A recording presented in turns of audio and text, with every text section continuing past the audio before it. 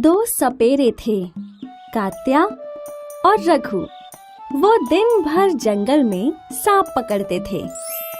दोनों दिलेर थे। सांप पकड़कर वो दोनों उनका जहर निकालकर दवाई बनाने वाली कंपनी को बेचकर सांप को वापस जंगल में छोड़ दिया करते थे। इस व्यापार के कारण दोनों की जिंदगी अच्छी चल रही थी। एक दिन कात्या जंगल में सांपों को तलाश रहा था। तभी उसकी नजर एक अनोखे सुनहरे सांप की पूंछ पर पड़ी। कात्या ने झाड़ियों में उस सांप का पीछा किया और जैसे ही उसे मौका मिला तो उसने सांप को दबोच लिया और उसे अपने पिटारे में बंद कर दिया।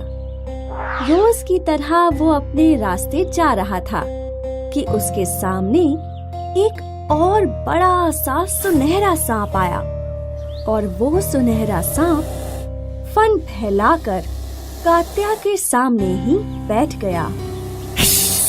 तुमने मेरे बेटे को क्यों पकड़ा?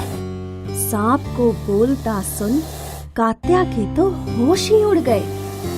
वो अपनी आंखें मसलने लगा। क्या तुम बोल सकते हो? हाँ, मैं एक जादुई सांप हूँ और जिसे तुमने पकड़ा है वो मेरा बेटा है। जादुई सांप? तुम क्यों हंस रहे हो? अगर तुम जादुई हो तो यहाँ इस जंगल में क्या कर रहे हो?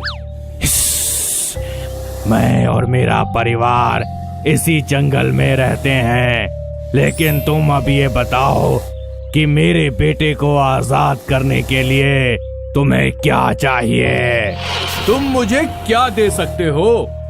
उस सुनहरे जादुई सांप की मणि चमकी और कात्या के सामने एक हीरे मोतियों से भरा घड़ा आ गया। ये देखकर कात्या की आंखें फटी की फटी रह गईं। उसने वो पिटारा वहीं रख दिया और हीरे मोतियों से भरा घड़ा ले लिया और जादुई सांप के बेटे को आजाद कर दिया। कात्या को घर की ओर आते वक्त उसके दोस्त रघु ने देखा कि कात्या की झोली से एक हीरा गिरा और फिर रघु ने कात्या का पीछा किया।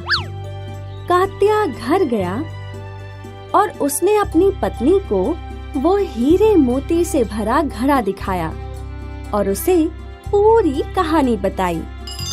हीरे मोतियों से भरा घड़ा देखकर रघु की आंखें फटी की फटी रह गईं।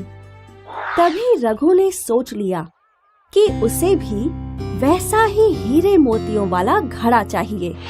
उसके बाद वो हर रोज जंगल में जादुई सांप की तलाश करने लगा। आखिर एक दिन रघु को एक सुनहरे सांप की पूंछ दिखी,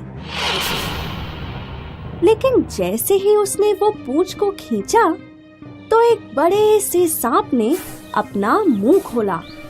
इतना बड़ा सांप देखकर रघु भयभीत हो गया और यहाँ वहाँ भागने लगा और जादुई सांप रघु का पीछा करने लगा।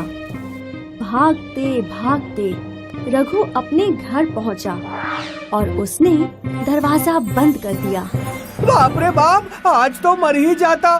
मुझे नहीं चाहिए हीरे मोती, जान बची तो लाखों पाए। इस कहानी ने हमें ये सिखाया कि समय से पहले और किस्मत से ज्यादा किसी को नहीं मिलता।